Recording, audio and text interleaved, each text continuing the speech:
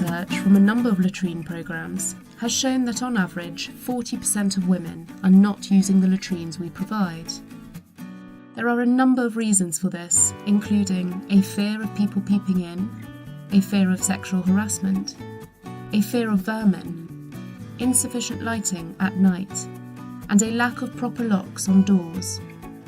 If latrines are not used, money, time and resources are wasted, and we are failing in our responsibility to the communities we work with. This may also result in greater levels of open defecation and other alternatives, which will put people at risk of disease. So what can we do to address this? Designing for women, with women, will result in facilities that are better and safer for everyone.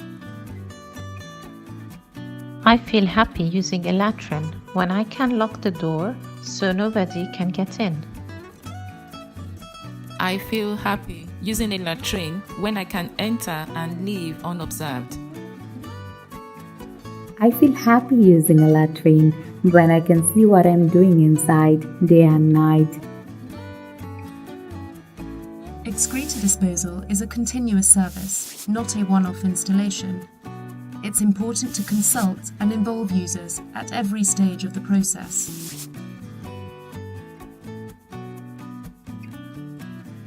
Appropriate latrines can be developed by making sure that all users have an equal voice and by asking them key questions from the outset. Think about the workability of sharing latrines, gender segregation, cultural or religious practices, and any nighttime habits that should also be considered. Practicalities should also be discussed with the community from the outset. Involve users when deciding on the location of the latrines. Think about the cleaning and maintenance of communal areas. Are cleaning kits available and in use? Consider how quickly latrines fill up, how they will be emptied, and where sludge will be disposed of. Think about how to encourage hand washing after defecation. Can nudges, such as mirrors and footprints, be installed? Systems will need to be established for collecting feedback from the users and for ensuring regular monitoring and repairs. Safety should be a key concern when designing latrines, and appropriate lighting can be instrumental to this, both on the pathways to and from the latrine and inside. Additional safety can be provided by carefully planning the location of the latrines and ensuring they are within 50 metres of a dwelling, but never on a busy road.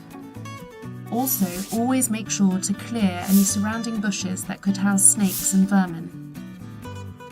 Privacy is equally important to users and should play a vital role in the design process. Crucial considerations include the height of the walls and the material used.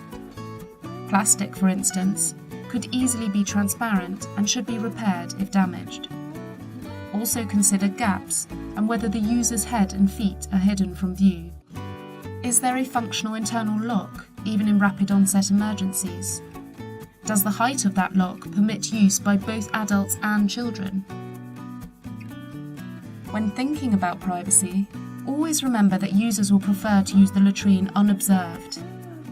This can be achieved through ensuring that male and female latrines are segregated, with clear signage, by designing a discreet entrance, and by providing a screen if requested. Access should also be considered. Think about the interior space itself and the width of the door.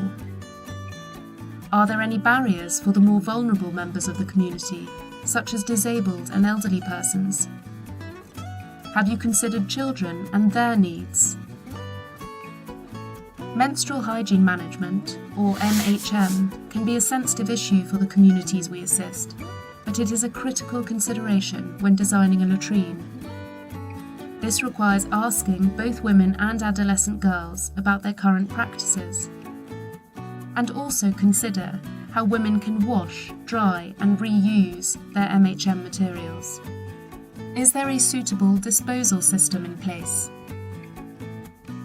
Community consultation throughout the project cycle is critical to ensure that latrines adapt to the feedback and provide dignified, safe and accessible facilities. We feel happy using latrines when we feel heard and confident that our concerns have been listened to.